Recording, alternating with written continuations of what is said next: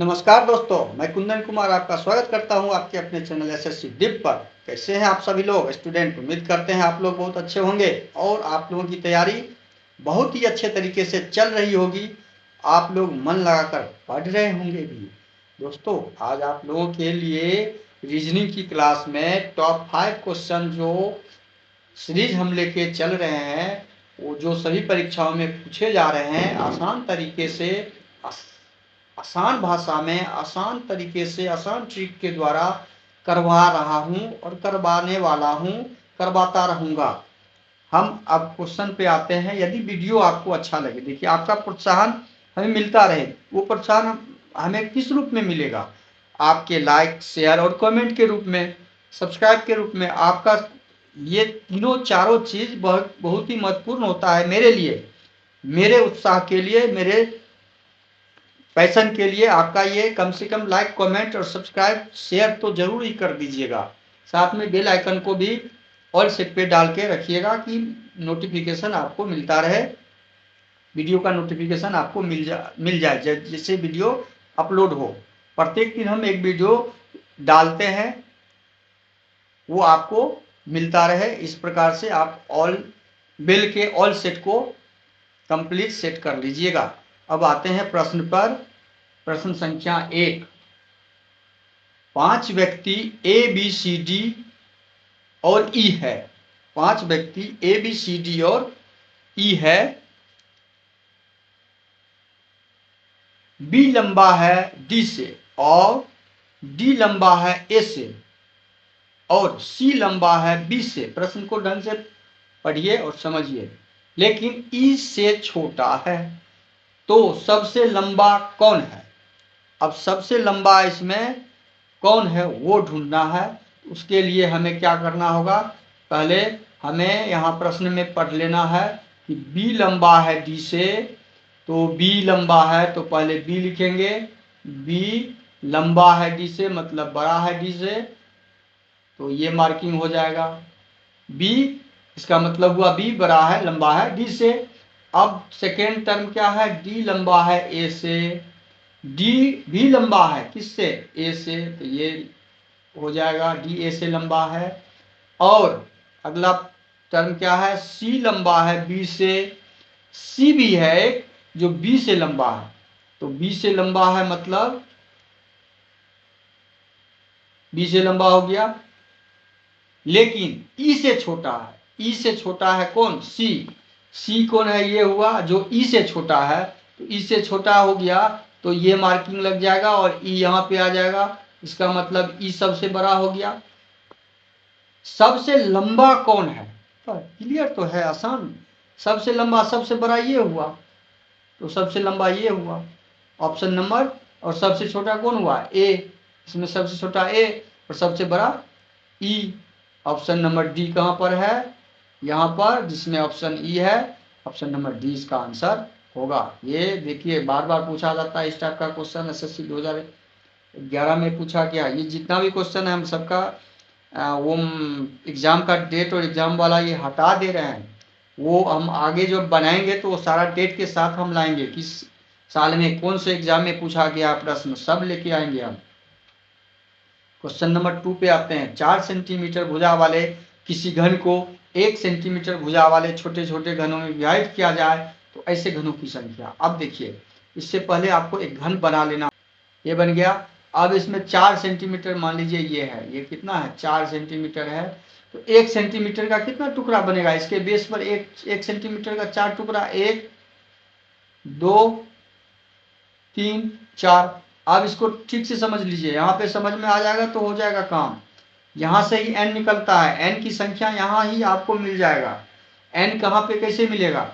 ये बेस पर 1 2 3 4। 1 सेंटीमीटर का कितना टुकड़ा हुआ? 1 सेंटीमीटर का 4 टुकड़ा। कहाँ पर? बेस पर। तो यही n हुआ। ये क्या हुआ? n। इसी को n बोलते हैं। और यही n निकालेंगे हम। n निकालने का फॉर्मूला होता है। n निकालने का फॉर्मूला है बड़े घन की भुजा, बड़े घन की भुजा बट्टे छोटे घन की भुजा, छोटे घन की भुजा, बड़े घन की भुजा कितना है 4 सेंटीमीटर, छोटे घन की भुजा कितना है 1 सेंटीमीटर, सेंटीमीटर सेंटीमीटर कट गया, 4 टुकड़ा। देखे यहाँ पे एन निकाल दिए ना हम, एन निकला नहीं यहाँ पे 4, ये हम यहाँ से ही निकाल दिया आपको 4 एन। अब जब एन निकल जाएगा तो निकालना क्या था हमें, छोटे घनों, कितने छोटे घन हो गए, तो छोटे घनों की संख्या, छोटे घनों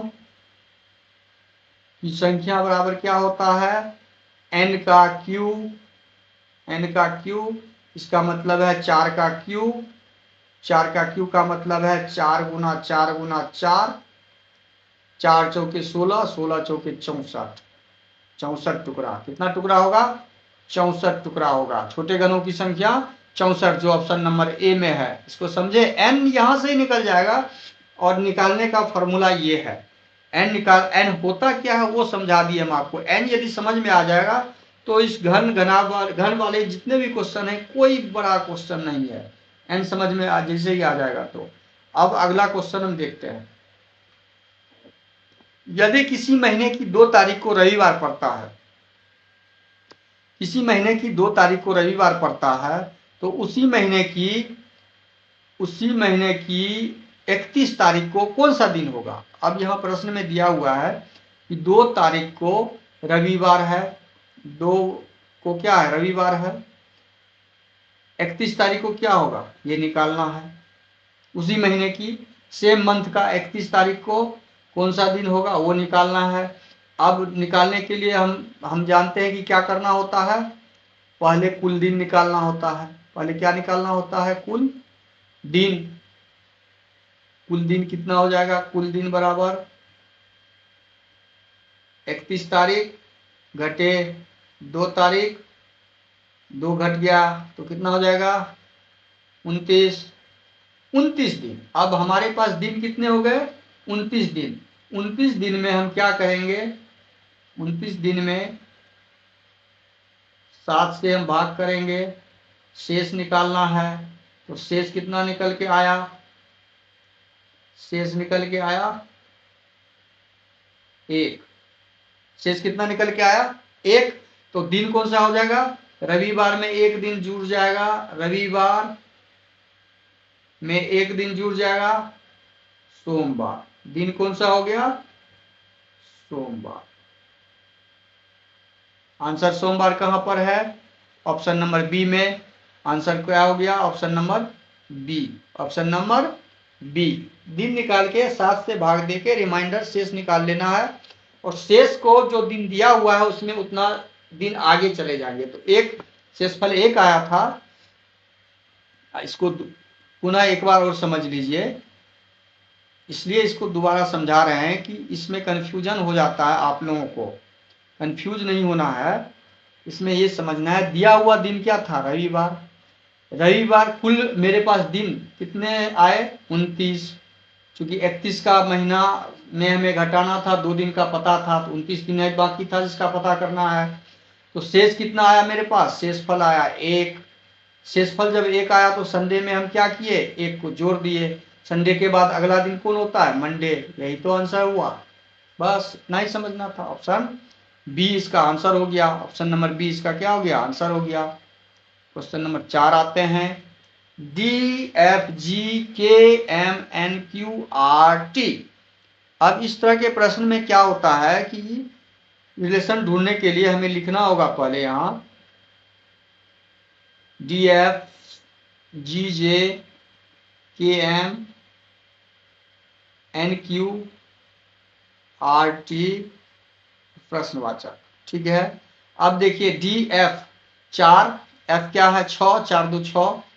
अच्छा, इसके बीच रिलेशन ढूंढना है। हम जो रिलेशन ढूंढेंगे, ये डी कहाँ पे होता है 4 पे, एफ कहाँ पे 6 पे, जी कहाँ पे 7 पे, जेड कहाँ पे 10 पे, के 11 पे, एम 12 पे 13 पे, एम 13 पे, एन 14 पे, क्यू 17 पे, आर 18, टी 20। अब यहाँ पे रिलेशन ढूंढिए, इसमें क्या है 4 2 6, इसमें 2 का जोड़ है, 2 के बाद ये आया है, ये 3 के बाद आया है, ये क्या है 2 के बाद आया है, 11 2 13, ये 3 के बाद आया है। इसका टर्म समझ में आ गया, ये टर्म क्या बन रहा है 2 प्लस 3 प्लस 2 प्लस 3 प्लस। तो अगला यहाँ 2 प्लस है तो अगला क्या आएगा 3 प्लस का आएगा, यहाँ पे 3 प्लस वाला संख्या आएगा। अब पहला 3 प्लस वाला अक्षर आएगा, यहाँ पे 3 प्लस वाला अक्षर आएगा, तो पहला अक्षर कौन सा आएगा अब वो ढूंढना है। अब वो ढूंढने के लिए फिर रिलेशन क्या करना ढूंढना होगा, यहाँ पे डी के बाद एफ है, एफ के बाद अब इस दोनों के बीच हमें ढूंढना है। अब हमें एफ और जी के बीच ढूंढना है। तो F6 और जी कहाँ पे 7, ठीक। अगला 1 जोड़ा हुआ है, जे के बाद के 1 जोड़े हैं कि एम में 1 जोड़ दिया गया, क्यू में 1 जोड़ दिया गया।